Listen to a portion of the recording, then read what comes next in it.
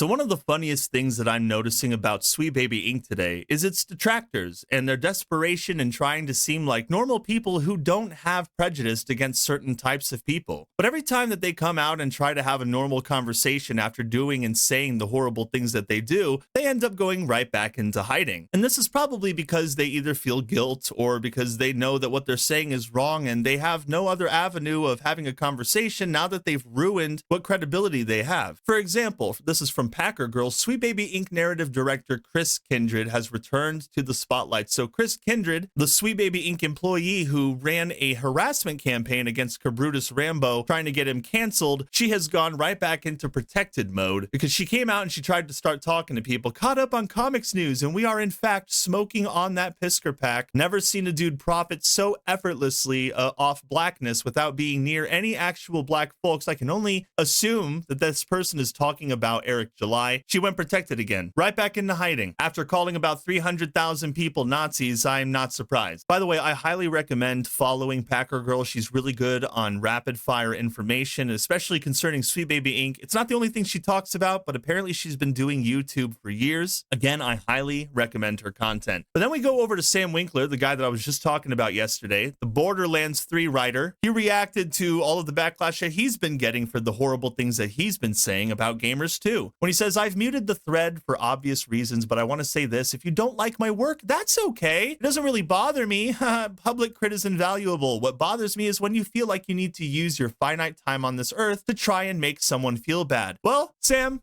I don't know why you had to go out yesterday and say that 99% of people who criticize Sweet Baby Inc. are uncreative, people who've never created anything special in their entire lives, and then you called the rest of us bigots.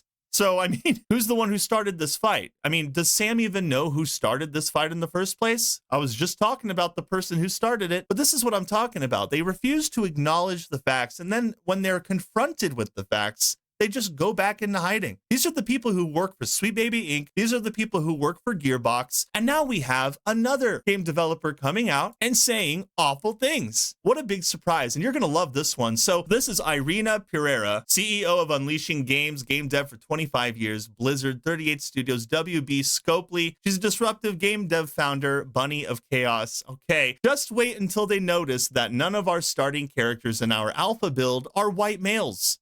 None out of 6. Oh, she's so excited about this. By the way, this tweet, she deleted this. This is what Grum said. Why did she delete this thread? She was probably getting some kind of negative response and decided to get rid of it. But when you dig a little deeper, it gets a little bit worse. Haven Game Maker is besties with Kotaku's Alyssa Mercanti. I highly recommend Haven by twitter.com/unleashinggames if you love hating men and DEI in gaming. So I think even Disparu provided some deleted tweets as well that I'll take a look at. Some of these I shared with Grums. I mean, this story just gets crazier the deeper you go. And this is Alyssa Mercanti's tweet from the other day where she's like, hey, if you want to help me harass some YouTubers and Christians especially, let me know. And then Irina responded saying, let's see how my S-storm pans out. Talking about female biology is apparently an extremist position. Oh, is that what you were talking about? Just wait until they notice that none of our starting characters in our alpha build are white males. So what does white males have to do with female biology? Well, I don't know.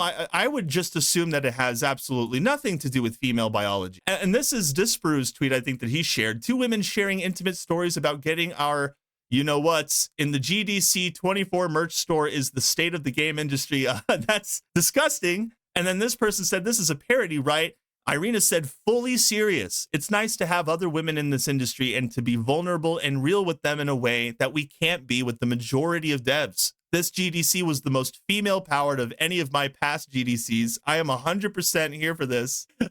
This person responded, shouldn't the GDC be talking about, I don't know, gaming instead of you-know-whats and screaming at the sky? No, that's exactly what they were doing at GDC. They were all standing in a crowd, in a field, just screaming at the sky. How dare gamers call out DEI in gaming? We're so oppressed. I mean, the layoffs are bad too, but the state of gaming with white male gamers, it's awful. And this is just the beginning. This is just scratching the surface because she's been defending her post all morning. She deleted the post, and now every person that's been confronting her about it, she's trying to backpedal. Just like Sam Winkler tries to backpedal, just like Chris Kindred tries to backpedal, only after it's already too late. So this person said, don't touch their games. Their CEO legit just posted they don't include white people in their characters. And then she says, alpha build, demo characters, pre-release, but details don't matter. Only outrage. And she got ratioed, getting blown to bits by the comments. And it's so funny because she says that these are pre-stage, okay? These are pre-alpha meshes that they use. But she said we will have a fully featured character creator on release where you can configure your character to look like you or anything you like. So now she's saying there's a character creator. So it's not even that these characters aren't white males. She just wanted to stick it to the white male gamers. She's trying to backpedal. And of course, she has Alyssa's tweet right here that she responded to because she's like, Alyssa, my hero, the woman who said that you can't be racist against white people, my hero. I'm so glad that I'm in the gaming business and making video games. You know, I want to point out the hypocrisy here. She's even lashing out about GDC, the screaming thing. When people are like at a video game conference, the video game conference is not about video games. And Irina said, people make video games. People sometimes talk about human things. Shocking, I know. Making a video games for over 25 years with predominantly male coworkers, it was a notable moment I shared that has now somehow sparked a lot of male rage. Well, she sparked rage all on her own when she's saying things like, just wait until they notice that none of our starting characters in our alpha build are white males. None. Out of 6, she's like, oh, she's smirking with her hand on her face emoji. She knows that this is going to cause anger, and that's exactly what these people want to do. They just want to get people mad because making games is not their forte. And it's so funny that she says all of these terrible things because when you go to her website, it's probably one of the least diverse looking websites you could see. I mean, it's a full team of white people right here. Nothing in here talks about diversity. So what she's saying is clearly pandering. And then when you go on her channel and look at her videos when they're trying to do their vidocs explaining what Unleashed Games is about, all of the people in her video that she pulled to make this video game with her are white people and like one Asian dude.